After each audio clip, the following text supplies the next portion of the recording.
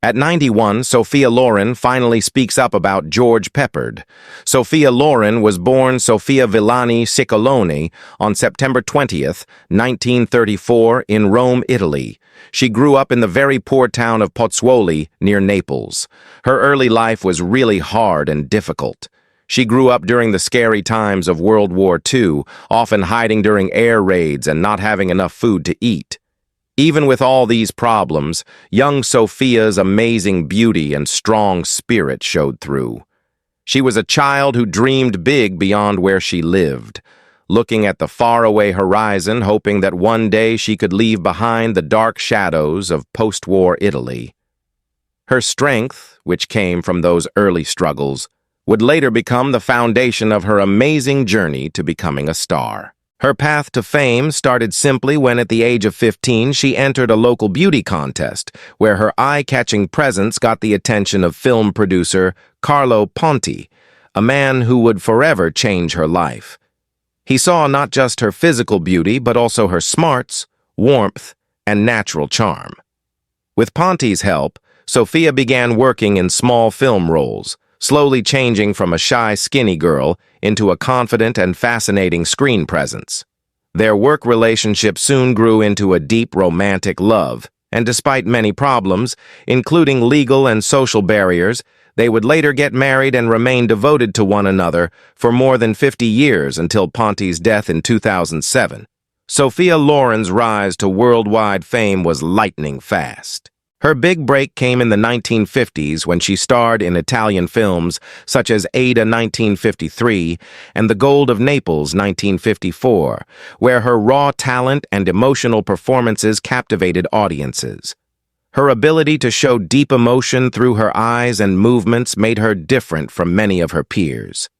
Loren had not only beauty, but also depth, bringing realness and authenticity to every role she played. Her move to Hollywood marked the beginning of a new time.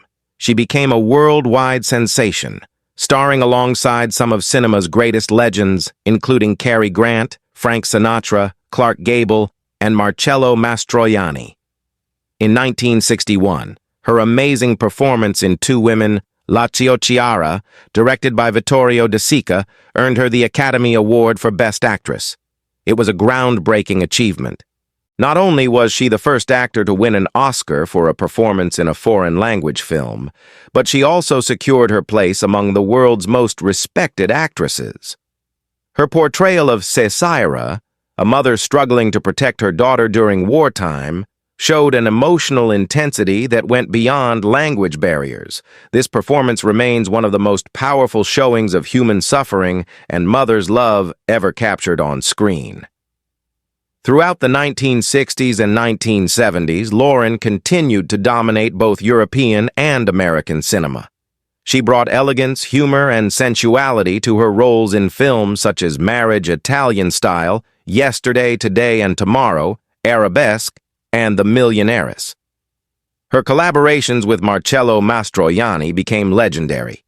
Together, they created a timeless on-screen chemistry that blended romance, wit, and real affection. Loren's presence was magnetic. She carried herself with an aura of dignity and strength, always staying true to herself amid the glamour of fame. As the years passed, Loren continued to inspire new generations of artists and audiences alike. She never let age reduce her sense of purpose or her artistic passion. Her later performances in films such as 2009 and The Life Ahead 2020 proved that her talent and emotional depth were as powerful as ever. In The Life Ahead, directed by her son Eduardo Ponti, Loren delivered a deeply moving performance as Madame Rosa, a Holocaust survivor caring for orphan children, a role that beautifully showed her lifelong ability to show strength through vulnerability. On September 24, 2023, the world held its breath as news broke that the legendary Sophia Loren had suffered a serious fall at her home in Switzerland. The beloved Italian screen icon, whose grace and energy had long defied her years, was rushed to the hospital after getting multiple fractures to her hip and femur. The accident, which happened in her private home near Geneva, was described by close sources as a deeply worrying moment for her family and fans alike. Within hours, Loren went through emergency surgery performed by a specialized medical team determined to restore her ability to move and prevent further complications. Sophia Loren's romantic and married life has long been connected with the name Carlo Ponti Sr., the distinguished Italian film producer who played a central role not only in her personal happiness, but also in shaping her legendary career. Their relationship was one of the most fascinating and lasting love stories in the history of international cinema. A tale of deep affection, artistic collaboration, and defiance of convention in a time when their union was considered controversial by both the church and the courts.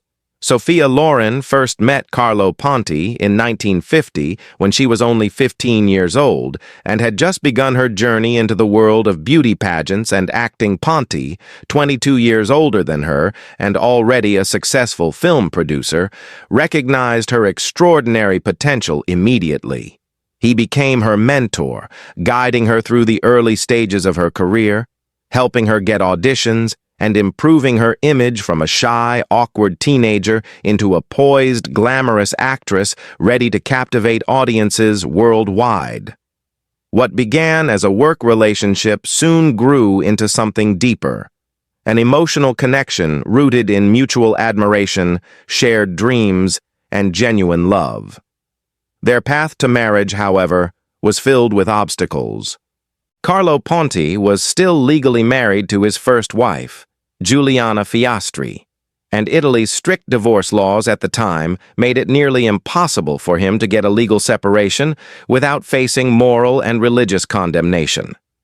Despite the legal barriers, Sophia and Carlo's devotion to each other only deepened. In 1957, they married by proxy in Mexico with lawyers standing in for them during the ceremony, a move that caused a scandal in Italy where the union was not recognized. This marriage was later annulled in 1962 to avoid bigamy charges, but the annulment did not signal the end of their relationship. On the contrary, it solidified their determination to remain together. Despite societal and religious pressures, their love story eventually triumphed over adversity. In 1966, after years of legal and personal challenges, Carlo Ponti finally got French citizenship, which allowed him to divorce his first wife and legally marry Sophia Loren once again, this time in Paris. This second marriage marked the true beginning of their lifelong partnership, both as husband and wife, and as creative collaborators.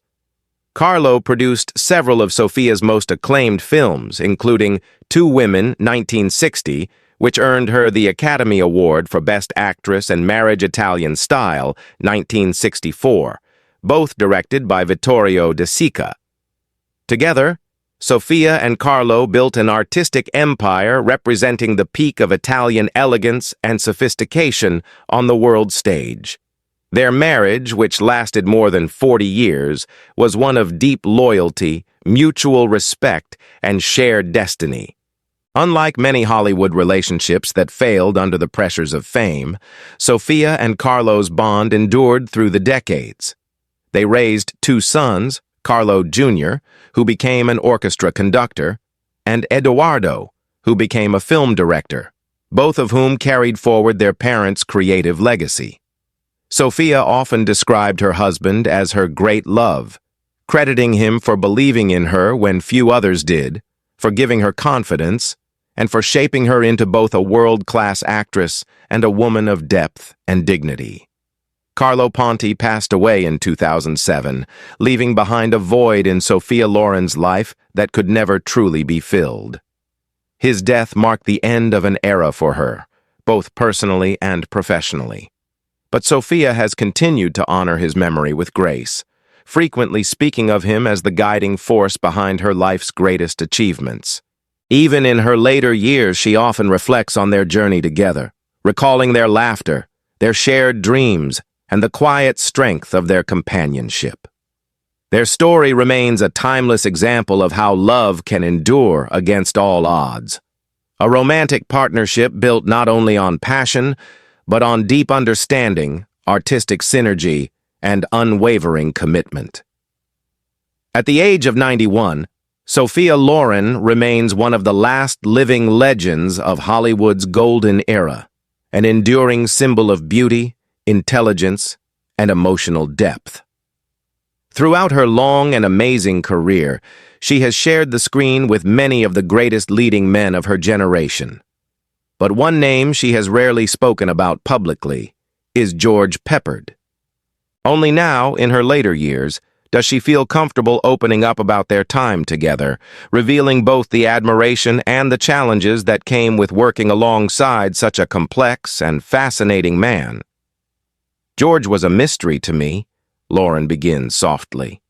He was handsome, talented, but there was something behind his eyes, something troubled, something that wanted to prove itself at every moment. Loren recalled how she first met Peppard in the early 1960s, when both were at the height of their careers. She was already an international star known for her glowing performances in Two Women, El Cid, and Yesterday, Today, and Tomorrow. Peppard, meanwhile, had just come off his breakout success in Breakfast at Tiffany's, establishing himself as one of Hollywood's most promising new leading men. We met at a dinner in Los Angeles, she remembered. He was quiet at first, almost distant. But when he spoke, his voice carried great authority. I could see he was a man who had fought hard to be taken seriously. Loren described how Peppard possessed an old-fashioned sense of masculinity, one that was both appealing and, at times, intimidating. He could be charming, she said, but he also carried a certain pride and armor, you could say, that made it difficult to know him deeply. Their professional relationship, according to Loren, was marked by respect but also tension. George was very serious about his craft, she explained. He wanted everything to be perfect, every line, every gesture. That kind of intensity can be beautiful, but it can also be exhausting. He would sometimes get frustrated when things didn't go his way, and I would just look at him and smile. I told him, "George, life is not a battlefield." He laughed, but I don't think he ever fully believed it. Loren's laughter at the memory was mixed with sadness, as though she were remembering a man who never quite found peace with himself. He wanted recognition, but he also pushed people away. That was his contradiction.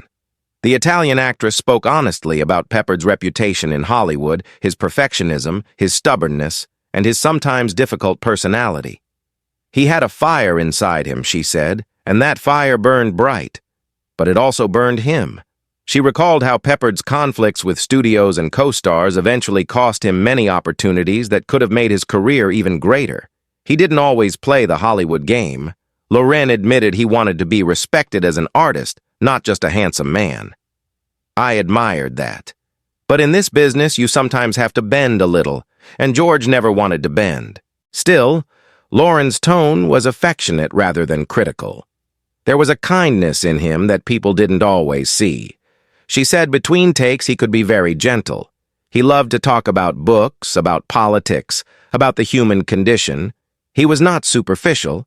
He had a mind that was always searching, always questioning. Loren paused, her voice softening. Sometimes I think he was too intelligent for the world he found himself in. Hollywood is a place that rewards charm more than thought George had both, but he was never comfortable with the illusion of it all. Reflecting on Peppard's later years, Loren grew visibly emotional. It made me sad to see how the industry turned its back on him. She confessed he deserved better. There was a time when he could have been one of the greats like Brando, like Newman, but fate had other ideas. Loren added that Peppard's struggles with alcohol and personal demons seemed to come from the same restless energy that once made him so magnetic on screen. He wanted truth in everything, she said. But truth can be painful, and he carried that pain inside him. When asked what she would say to George Peppard today if he were still alive, Loren smiled wistfully. "I would tell him that he was wonderful," she said, "that he didn't have to fight so hard, that his talent was enough." After a long pause, she added quietly, "He was a good man." even when he didn't believe it himself. Sophia Loren's reflections on George Peppard offer a rare glimpse into the humanity of two icons shaped by the same demanding world. Her words, filled with wisdom and compassion, reveal not only her respect for Peppard as an artist, but also her understanding of the fragility behind his strength. "We were from different worlds," she concluded, "but I always understood him. Beneath the pride, beneath the struggle, there was a man who simply wanted to be loved.